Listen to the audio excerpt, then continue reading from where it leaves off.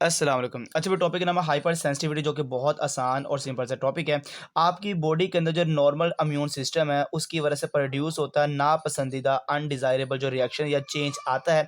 आप उस चेंज को या रिएक्शन को नाम देते हैं देयर हाइपर सेंसिटिविटी है।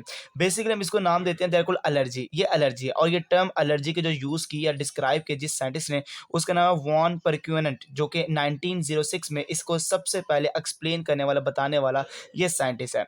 क्या कहता है आपकी बॉडी के अंदर जब भी कोई चेंज आता है या कोई भी आपकी बॉडी में अल्टर कोई चेंज आता है, रिएक्शन होता है बॉडी के अंदर, आप इसको एलर्जी का नाम देते हैं। और ये चेंज लेकर कौन आता है? ये लेकर आता है एंटीजन या एलर्जन कहते हैं। कोई भी फॉरेन पार्टिकल, कोई भी बाहर से जो पार्टिकल आपकी बॉडी में आता है और वो चेंज लेकर आता है, एलर्जिक रिएक्शन करता है, आप उस पार्टिकल को, फॉरेन पार्टिकल को नाम देते हैं देयर कॉल्ड एलर्जन है। अब वो जो एलर्जी है, किसी को होती है डस्ट से, किसी को होती है स्मोक से, किसी को होता है परफ्यूम से। तो जो चीज़ आपकी बॉडी में चेंज लेकर आए, सिंपल उसको हमने एलर्जन कह देना है। जब ये आपकी बॉडी में आता है तो आपकी बॉडी इसके रिस्पॉन्स में बना देती है एंटीबॉडी। एंटीबॉडी क्या है? तो आप कहते हैं एंटीबॉडी आपकी बॉडी जो बनाती है इनके खिलाफ, ये आर्मी है आपकी बॉडी की, जो प्रोड्यूस होती है रिस्पॉन्स के लिहाज से एंटीजन। जो भी बाहर से आया उसके रिस्पॉन्स में हमारी बॉडी जो बनाती है आर्मी, उसको एंटीबॉडी कहते हैं। बेसिकली ये एंटीबॉडी, इसका नाम है इम्यूनोग्लोब्यूलिन्स। ये इम्यूनोग्लोब्यूलिन्स है। इम्यूनोग्लोब्यूलिन्स क्या है? एक प्रोटीन है, ठीक है। ये प्रोटीन इन नेचर होती है, प्रोटीन की फॉर्म है, जो कि नाम है इम्यूनोग्लोबिन, जो कि एंटीबॉडी का दूसरा नेम है। एंटीबॉडी बेसिकली प्रोटीन से मिलकर बनती है, और जिसको हम आईजी कहते हैं, मतलब इम्यूनोग्लोबिन, आई पहला आ गया और जी बाद में आ गया, आईजी इसको नाम दिया जाता है। बेसिकली जो इम्यूनोग्लोबिन एंटीबॉडी हमारी बॉडी के अंदर 5 तरह की होती है: आईजीजी, आईजीएम, आईजीए, आईजीडी और आईजीआई। ये हमारे पास आईजीई, ये हमारे पास क्या है? एंटीबॉडी है। जैसे ये जी पहला आ गया, ये एम आ गया, ये ए आ गया और ये डी आ गया और ये ई आ गया, और इसको हम गैमेट का नाम भी दे सकते हैं, ठीक है। ये सारी एंटीबॉडी हमारी बॉडी में जो बनते हैं, बनाता कौन है हमारी बॉडी के अंदर? तो हमारे अंदर के जो सेल्स है ना, ब्लड के सेल्स, जिनको वाइट ब्लड सेल्स कहते हैं, जिनका नाम बी लिम्फोसाइट्स है, इनकी जिम्मेदारी प्रोड्यूस करना किसको? एंटीबॉडी को बनाना है। चलिए मैं डिटेल में इसको जरा समझाता हूँ आपको, हाइपर सेंसिटिविटी को। अगर मैं कहता हूँ किसी भी इंसान के अंदर जब भी एलर्जी का रिएक्शन होता है, तो या उसको नाक की एलर्जी होती है, या आंखों की होती है, या सांस की, एयर वे की होती है, ईयर की होती है, स्किन की होती है, या आपको digestive system, gastro intestinal tract, मतलब कि जो निज़ाम है, खुराक की नाली है, उसकी एलर्जी हो सकती है। नाक की एलर्जी में क्या होता है? आपके नाक के अंदर जो नेजल म्यूकस है, जो लेयर है, नाक की लेयर, उसमें स्वेलिंग हो जाती है। या आंखों की एलर्जी में रेडनेस हो जाती है आंखें, या आंखों में खारिश, ईचिंग होना शुरू हो जाती है। एयरवे में आपको नज़ला ज़ुकाम, खांसी लग जाती है, ब्रोंको कंस्ट्रिक्शन, आपकी जो नाली, हवा की नाली है, वो सिकुड़ जाती है, अस्थमा हो जाता है, दमे का मरीज़ हो जाता है इंसान, या डिस्पेनिया, या उसकी शॉर्टनेस ऑफ ब्रीथ, सांस जो सा बड़े जल्दी फूल जाता है। ईयर के लासे, कानों में पेन होना शुरू हो जाती है, इम्पेयर्ड हेयरिंग, बड़ी अजीब सी सनसनाहट कानों में आना शुरू हो जाती है। स्किन के लिहाज से स्किन की रैशेस हो जाती हैं, और ईचिंग होना, खारिश होना शुरू हो जाती है, इज़्मा जो कि दानेदार खारिश शुरू हो जाती है। तो ये जो सी, तो ये स्किन की एलर्जिक है। जीआईटी की एलर्जी क्या हो सकती है? एब्डोमिनल पेन, पेट में दर्द होना शुरू होती है, आपको वॉमिटिंग, उल्टी आना शुरू हो जाती है, या आपका पेट खराब हो जाता है, डायरिया। ये सारे के सारे आपको मैंने बताई हैं। एलर्जी की टाइप्स है आपकी बॉडी ऑर्गन के लिहाज से, नोज की अलहदा, आइज की अलहदा, एयरवे की अलहदा, ईयर की अलहदा, स्किन की अलहदा, और जीआईटी के अलहदा। ये जो एलर्जी करने वाले एलर्जेंस है ना, एलर्जेंस, ये बड़े टाइप्स के हैं। कोई भी फॉरेन पार्टिकल जो हमारी बॉडी में जाके एलर्जी करता है, एलर्जिक रिएक्शन करता है, उसको एलर्जन कहते हैं। किसी को एलर्जी को पोलन से होती है, जो फूलों से निकलने वाले पोलन, उससे होती है, डस्ट से होती है, ड्रग से होती है, मेडिसिन से हो जाती है, प्लांट से किसी को एलर्जी होती है, किसी को धुएं से होती है, किसी को फूड से होती है, किसी को केमिकल के लिहाज से होती है। तो इन एलर्जन के लिहाज से हमारे पास टाइप्स ऑफ एलर्जन 4 आ जाते हैं। मतलब एक होते हैं इनहेलेंट एलर्जन, जो नाक के ज़रिए से हमें एलर्जी करते हैं। एक होते हैं इंजेस्टेड एलर्जेंस, जो हमें खुराक मतलब माउथ से, मुँह से जो अंदर जाते हैं फिर करते हैं। कुछ इंजेक्टेबल, जो हमें स्किन के अंदर इंजेक्ट होते हैं जैसे इंजेक्शन की तरह, तो उससे एलर्जिक होती है। और एक होता है कॉन्टैक्ट, मतलब कि किसी चीज़ को टच करने से जो एलर्जी करते हैं, उनको कॉन्टैक्ट एलर्जन का नाम देते हैं। जैसे पहला कौन सा? इनहेलेंट। ऐसे एलर्जन जो हमारी बॉडी में एंटर होते हैं थ्रू रेस्पिरेशन, सांस की नाली के थ्रू, ठीक है, नाक के थ्रू हो गए, तो आप उसको कहते हैं इनहेलेंट एलर्जन। जैसे पोलन हो गया, डस्ट हो गया, स्मोक हो गया और परफ्यूम हो गया। इसी तरह हमारे पास अगले जो एलर्जेंस आ जाते हैं, आ जाता है स्नीजिंग आ गया, स्वेलिंग हो गया, नेज़ल म्यूकस, या इंक्रीज़ हो गया लैक्रिमेशन, ये हमें प्रॉब्लम स्टार्ट हो जाती है, ठीक है। आ जाते हैं इंजेस्टेड एलर्जेंट है। अब इंजेस्टिव एलर्जन कौन से होते हैं? अगर देखा जाए वो एलर्जन जो एंटर होते हैं बॉडी के अंदर थ्रू ओरल कैविटी, जो हमारे मुंह के थ्रू अंदर दाखिल होते हैं, उसको इंजेस्टिव एलर्जन का नाम देते हैं। जैसे मिल्क के थ्रू हो गया, एग के थ्रू हो गया, वीट के थ्रू हो गया, फिश के थ्रू हो गया, पीनट के थ्रू जब इनको खाते हैं तो हमारी बॉडी में एलर्जिक हो जाती है, क्योंकि इनके अंदर मौजूद होते हैं एलर्जेंस, ठीक है। तो जिससे वॉमिटिंग, डायरिया, अब्डोमिनल क्रैम्प वगैरह स्टार्ट हो जाते हैं। इसी तरह हमारे पास एक होते हैं इंजेक्टिबल। इंजेक्टिबल वो एलर्जेंस होते हैं जो एंटर होते हैं बॉडी के अंदर डायरेक्टली थ्रू द ब्लड, मतलब जो ब्लड के थ्रू हमारे बॉडी में दाखिल होते हैं, उसको इंजेक्टेबल एलर्जेंस कहते हैं। जैसे कि आप कह सकते हैं कोई कीड़े मकोड़ों की वजह से, या किसी ने डंग मार दिया, किसी कीड़े मकोड़े ने, उसके थ्रू दाखिल हो गया, या इंजेक्शन लगा तो उसके अंदर एलर्जन अटैच था, तो वो हमारी बॉडी में दाखिल हो गया ब्लड के अंदर। इसमें सिम्पटम ये आ सकते हैं कि आपका कॉन्शियसनेस, आपका जो होश है वो मतलब कि लॉस हो सकती है, पेन आपको स्टार्ट हो, इचिंग इन द बॉडी, आपको बॉडी के ऊपर खारिश भी हो सकती है। कॉन्टैक्ट एलर्जन वो होते हैं जो एलर्जन हमारी बॉडी में दाखिल होते हैं, कम आते हैं हमारे जो कि कॉन्टैक्ट, मतलब कि जब आप किसी चीज़ को छूते हैं, किसी के कपड़े पहन लिए, किसी के गंदी चादर को टच कर लिया, तो स्किन के कॉन्टैक्ट होने से आपकी बॉडी में जो कॉन्टैक्ट एलर्जेंस दाखिल हो जाते हैं, इसको कॉन्टैक्ट एलर्जेंस का नाम देते हैं। जैसे ज्वेलरी से हो सकते हैं, कॉस्मेटिक्स होते हैं, या आप कहते हैं जानवरों को टच करने से भी आपको हो सकता है, जिसमें स्किन की रैशेज हो जाना, रेडनेस और ईचिंग वगैरह स्टार्ट हो सकती है। अब आगे आते हैं, एलर्जन अगर दाखिल हो गए, आपको एलर्जी हो गई है, तो कैसे डायग्नोज करेंगे, किस तरह पता लगेगा कि आपको एलर्जिक हो चुकी है? तो डायग्नोज करने के हमारे पास 3 स्टेप्स हैं। एक है जनरल एग्जामिनेशन, स्किन टेस्ट और ब्लड टेस्ट है। जनरल एग्जामिनेशन में क्या होगा, आपने सबसे पहले उस पेशेंट की हिस्ट्री पूछनी है। उसका हिस्ट्री बहुत इंपॉर्टेंट है, क्योंकि बैकबोन है मेडिकल डायग्नोस के लिहाज से। फिर आपने उसको एग्जामिन करना, उसका एज पूछनी है, उसका जेंडर पूछना है, और किस इन्वायरमेंट में वो रहता है और कहाँ पे वो काम करता है, ये आपने उससे पूछना है। फिर आपने चेक करने हैं उसके वाइटल सिग्नल्स, जैसे ब्लड प्रेशर, स्फिग्मोमैनोमीटर से आपने उसका ब्लड प्रेशर चेक करना है, टेम्परेचर चेक करना है, थर्मामीटर से पल्स रेट देखना है कि उसकी जो पल्स रेट है वो नॉर्मल है या नहीं है, उसकी हार्ट रेट देखना है, क्या उसके स्टेथोस्कोप की मदद से क्या हार्ट रेट नॉर्मल है या नहीं है। तो ये आपको इंडिकेट करेगा कि इसको एलर्जिक हुई है या नहीं हुई है। अगला हमारे पास आ जाता है स्किन टेस्ट। स्किन टेस्ट हमारे पास 3 तरह के हैं। एक स्क्रैच टेस्ट है, जिसको प्रिक टेस्ट कहते हैं, पैच टेस्ट है और इंट्राडर्मल टेस्ट है। इन 3 टेस्टों से हम पता लगाएँगे क्या इसको एलर्जिक हुई है या नहीं हुई। मिसाल के तौर पर फॉर एग्ज़ाम्पल, एक हमारे पास है स्क्रैच टेस्ट। सिंपल ये टेस्ट करना क्या होता है, आपने एक ड्रॉप लेना है एलर्जन का, ठीक है?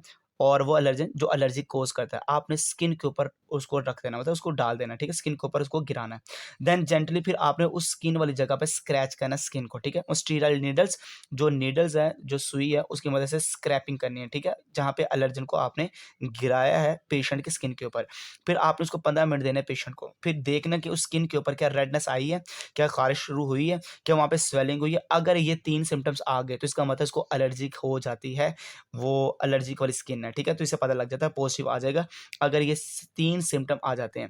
पैच टेस्ट में छोटे-छोटे पैच होते हैं, वो स्किन के ऊपर लगा देते हैं, ठीक है? जो टेस्ट है वो perform to check contact allergy, इस हम कॉन्टैक्ट एलर्जी का पता लगाते हैं, तो पैचेस की मदद से, ठीक है? वो पैच होते हैं।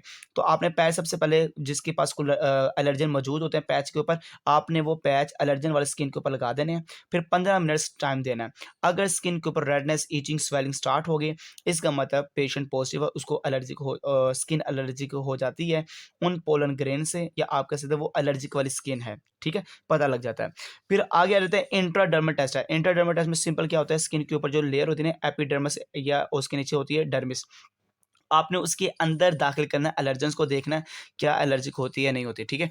इसमें क्या करना है, आपने एलर्जन लेने हैं और उसको मिक्स कर देना फैट सोल्यूबल सॉल्वेंट, जैसे ईथर हो गया, एसीटोन, इसके अंदर मिक्स कर देना है। फिर 0.1 ml आपने वो सॉल्यूशन लेना है एलर्जन का, और उसको इंजेक्ट कर देना है इनटू द डर्मिस या एपिडर्मिस, स्किन के अंदर नीडल के थ्रू, इंजेक्शन के थ्रू आपने उसको दाखिल कर देना है। फिर अगर स्किन शो करे रेडनेस, अगर स्किन शो करे इचिंग या स्वेलिंग शो करे, तो इसका मतलब पॉजिटिव है, पेशेंट उसको एलर्जिक हो चुकी है, तो वो एलर्जिक वो कॉजिंग है, ठीक है? अगर नहीं होता तो इसका मतलब उसको एलर्जिक नहीं हुई। आगे हमारे पास आ जाते हैं ब्लड टेस्ट। ब्लड टेस्ट में 2 है, एक है अरास, जिसको RIA कहते हैं, या एलाइजा है। ये 2 टेस्ट बड़े इंपॉर्टेंट टेस्ट है, जिससे हम पता लगाते हैं कि एलर्जिक है या नहीं है। जैसे कि RIA टेस्ट क्या है, इसका पूरा नेम क्या है रास का, रेडियो एलर्जियो सॉर्बेंट टेस्ट कहते हैं। इसको रेडियो अम्यूनो एसे का नाम भी दिया जाता है। ये टेस्ट है जिससे हम पता लगाते हैं फूड एलर्जी के लिहाज से कि इस पेशेंट को किस फूड से एलर्जिक होती है, किस फूड से एलर्जिक नहीं होती। इलाइजा है, इलाइजा का पूरा नाम एंजाइम लिंक्ड अम्यूनो सॉर्बेंट एसे का नाम दिया जाता है। इसको एंजाइम अम्यूनो एसे का नाम भी दिया जाता है। इस टेस्ट में सिंपल आपने क्या करना है, आपके पास जो किट मौजूद होगी आपने उससे एंटीबॉडी लेनी है और एंजाइम लिंक्ड एंटीबॉडी लेनी है, जिसको सेकेंडरी एंटीबॉडी का नाम दिया जाता है। प्राइमरी एंटीबॉडी वो होती है जिसके साथ एंजाइम नहीं अटैच, जिस एंटीबॉडी के साथ एंजाइम अटैच होता है उसको सेकेंडरी एंटीबॉडी का नाम दिया जाता है। तो ये किट के अंदर मौजूद होगा, जब आप टेस्ट करेंगे तो उसी किट के अंदर ये 2 चीज़ें आएँगी। आपने पेशेंट का ब्लड लेना है जिसके अंदर एंटीजन मौजूद है, फिर उसमें प्राइमरी एंटीबॉडी ऐड करना है, फिर उसके बाद आपने ऐड करना है सेकेंडरी एंटीबॉडी जिसके पास क्या मौजूद है, एंजाइम मौजूद है। आखिर में आपने उसके अंदर ऐड करना जो किट के अंदर ही मौजूद सब्सटेंस है उसको ऐड करना है। अगर enzyme and produce detectable signal अगर कोई चेंज आ जाता है इसका मतलब वो ब्लड जो कि एलर्जिक कॉजिंग मतलब उसको एलर्जिक वाला पेशेंट का ब्लड है। अगर नहीं चेंज आता है तो इसका मतलब उसको वो एलर्जिक कॉजिंग पेशेंट का ब्लड नहीं है। तो उसमें चेंज क्या आएगा कि उस ब्लड का जो कलर होगा वो चेंज हो जाएगा जब एंड पे आप उसके में क्या डालेंगे, सब्सटेंस को डालेंगे। तो ये हमारे पास सारे के सारे मेथड है डिटेक्ट करने के लिए कि एलर्जिक है या नहीं है।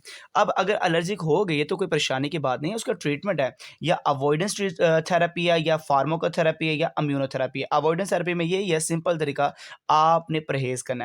फार्माकोथेरेपी में यही है कि मेडिसिन की मदद से आपने इलाज करना है। इम्यूनोथेरेपी का मतलब यही है कि आपने इम्यून सिस्टम के लिहाज से आपने उसका ट्रीटमेंट चलाना है। ठीक है, देखते हैं जरा कैसे है। फॉर एग्जांपल हमारे पास आ जाता है अवॉइडेंस के लिहाज से। अवॉइडेंस के लिहाज से हमारे पास क्या होगा, किस तरह से हमें उसको ट्रीटमेंट को लेकर चलना है। मिसाल के तौर पर फॉर एग्जांपल अगर किसी को एलर्जिक होती है और वो एलर्जिक वाला पेशेंट है, तो सबसे पहले आपने क्या है ना, वेयर पोलन मास्क, आपने मास्क लगा के रखना है अगर आपको एलर्जिक होती है। जब आप मूव करेंगे ग्रास के ऊपर या इंडोर या इन द मॉर्निंग या विंड है जब हवा चल रही होगी दिन के टाइम, आपने मास्क लगा के रखना है। अगर आप फूड वाले एलर्जिक होती है तो आपने सबसे पहले फूड को खाने से पहले रीड आउट करना है कि ये फूड में वो चीज़ मौजूद तो नहीं है जिसमें मुझे एलर्जिक हो जाती है, तो आपने उसे अवॉइड करना है। अंडरस्टैंड फूड लेवल क्लास से। फिर इवन कि आपका जो घर होना चाहिए वो एयर कंडीशनर घर होना चाहिए, मतलब वहाँ हवा चलनी चाहिए, ठीक है। चेंज वूलन ब्लैंकेट, आपने वूलन ब्लैंकेट से परहेज़ करना है। कॉटन ब्लैंकेट और कॉटन वाला पिलो को यूज़ करना है। ब्लैंकेट जितने भी होंगे, बेडशीट जितनी भी होगी, आपने उसको लाज़मी वॉश करना है हॉट वाटर के अंदर। रिमूव कर देना कारपेट, अगर कारपेट बिछाया हुआ घर के अंदर तो उसको रिमूव कर देना क्योंकि उससे भी एलर्जिक हो जाती है।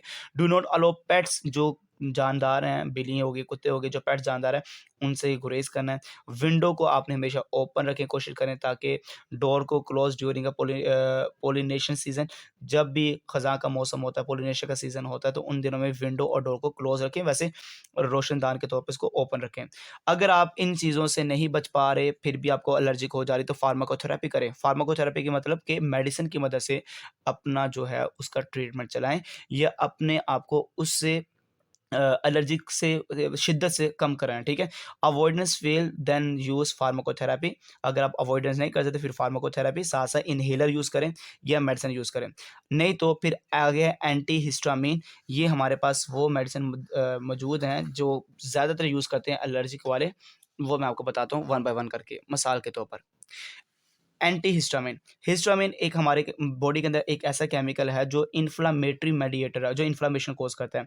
आपने वो ड्रग्स खानी है जो ब्लॉक करती है एक्शन ऑफ हिस्टामिन, हिस्टामिन के काम को रोकती है, ठीक है। सबसे पहले जो यूज होने वाली एंटी हिस्टामिन ड्रग थी जो फर्स्ट जनरेशन, उसमें आ जाते हैं डाई फेनाइड्रामीन आ जाते हैं, क्लोरोफेरेमाइन आ जाता है, और सेकंड जनरेशन जो आजकल यूज हो रही है जो एडवांस रीन है, उसमें सेट्रिजीन आ जाता है और फेनाडाइन आ जाता है, फेनाडाइन आ जाता है, ठीक है। और जो अभी मार्केट में अवेलेबल है, जो डॉक्टर की प्रिस्क्रिप्शन के मुताबिक आप दी जाती है, उसका नाम है लोराटाडीन है, जो कि अभी भी मौजूद है और सबसे एडवांस है, ठीक है। ये प्रिस्क्रिप्शन होगी तो मिलेगी, नहीं तो ये नहीं मिलेगी। इसी तरह ल्यूकोट्रीन इनहिबिटर, ये वो एक ल्यूकोट्रीन इन्फ्लेमेटरी हमारे अंदर मेडिएटर है जो हमारी बॉडी में इन्फ्लेमेशन कोज करता है। तो आपने ये ड्रग्स है जो इसके काम को ब्लॉक करेगी, ल्यूकोट्रीन को जो ब्लॉक करेगी, द एक्शन ऑफ ल्यूकोट्रीन, जो हमारे बॉडी के अंदर ल्यूकोट्रीन के इफेक्ट को क्लोज करेगी। उसकी इस मेडिसिन का नाम है मोंट मोंटिल्यूकास्ट, ठीक है। तो ये वो है मेडिसिन जो आप ल्यूकोट्रीन के एक्शन को ब्लॉक करने के खिलाफ यूज़ करते हैं। अगर इस फार्माकोथेरेपी से भी फ़र्क नहीं पड़ा तो फिर आपको इम्यूनोथेरेपी करवाना पड़ेगी। इम्यूनोथेरेपी मतलब अगर अवॉइडेंस हो गया, मेडिकेटर फेल, ये जो मेडिसिन है ये फेल होगी, काम नहीं करी, तो फिर डॉक्टर से सजेस्ट करके इम्यूनोथेरेपी करवाएँ, जो कि ट्रीटमेंट चलेगा तकरीबन आपने इंजेक्शन लगवाने होते हैं एलर्जन सॉल्यूशन के 1 से 5 टाइम 1 वीक के अंदर। फिर ग्रेजुअली आपकी बॉडी में एक मजबूती, स्ट्रेंथ पैदा होना शुरू हो जाएगी, और ये जो इम्यूनोथेरेपी है तकरीबन 3 से 4 साल लगते हैं आप कंप्लीटली जो आपको एलर्जिक है उससे क्या हो जाते हैं, आप फ्री हो जाते हैं। जज़ाकल्लाह खैर।